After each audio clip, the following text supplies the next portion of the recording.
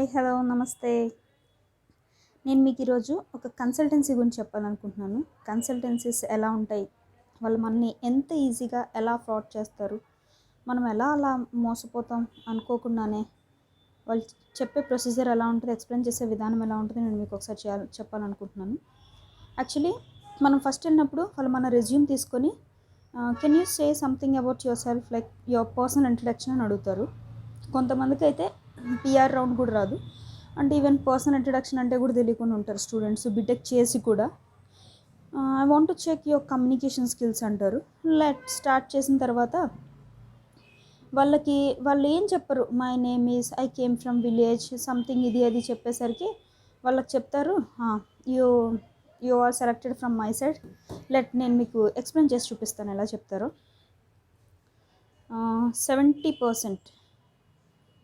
70% from my side you have been selected. Remaining 30% I have to discuss with my senior HR అని చెప్తారు. వింటున్నారా? Senior HR అంట. అసలు ఈమెకి హెచ్ఆర్ పోస్ట్ ఇచ్చింది ఎక్కువ, మళ్ళీ సీనియర్ హెచ్ఆర్ అని చెప్పి ఈ 70% ఇన్ మీన్ వైల్ 30% నేను వాళ్ళకి పేపర్ ఫార్వర్డ్ చేయకముందు, మీ రెజ్యూమ్ ఫార్వర్డ్ చేయకముందు మీకు ఒక ట్రైనింగ్ పీరియడ్ ఉంటుంది. On Sunday you have the training period and we let you know. దాంట్లో నేను మీకు చెప్తాను, అంటే కంపెనీ డీటెయిల్స్ మేము మీకు చెప్తామని చెప్తారు. కంపెనీ గురించి, కంపెనీలో చేయాల్సిన వర్క్ గురించి, అక్కడ ఎలా బిహేవ్ చేయాలి, ఏం చేయాలి, ఏంటన్న దాని గురించి నేను మీకు చెప్తాను అని చెప్తారు. పోతే అక్కడ ఏముండదు ఆ ట్రైనింగ్ పీరియడ్లో, నేను మీకు అది తర్వాత ఎక్స్ప్లెయిన్ చేస్తాను. యాక్చువల్లీ ఇప్పుడు ఈ 70%లో మీ కమ్యూనికేషన్ స్కిల్స్ మీరు ఇంకా డెవలప్ చేసుకోవాలి.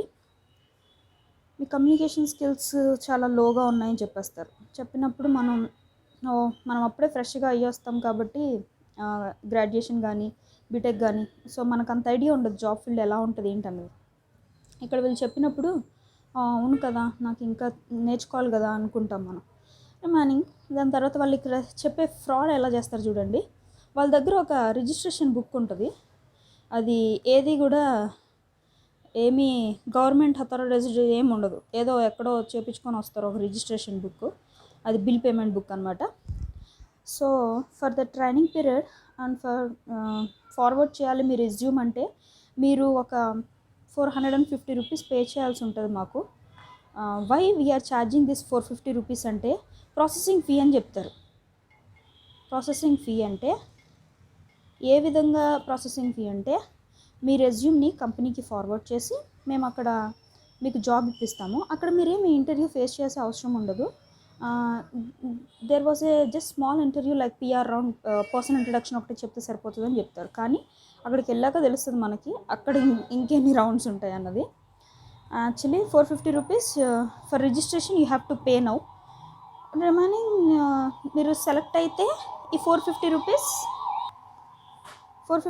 మీకు ఇవ్వము. ఒకవేళ మీరు సెలెక్ట్ కాకపోతే మేము ఈ 450 రూపీస్ అన్నది రిటర్న్ చేసేస్తామంటారు. మీరు సెలెక్ట్ అవుతారు లేదో ఇంకా మీకు ఒక కాల్ చేస్తాము, కన్ఫర్మేషన్ కాల్లో మీరు ఇంకొక రౌండ్ ఉంటుంది, ఆ రౌండ్లో మీకు తెలిసిపోతుంది అని చెప్తారు. కన్ఫర్మేషన్ కాల్ చేసేది కూడా వీళ్ళే ఉంటారు, వీళ్ళ కంపెనీ వాళ్ళే ఉంటారు. అంటే ఆ కన్సల్టెన్సీ వాళ్ళే కాల్ చేస్తారు. మనకు అది తెలియదు, అమ్మో మనకి ఇంకొక రౌండ్ ఉంది మనం ఎలాగా అనుకుంటాం మనం.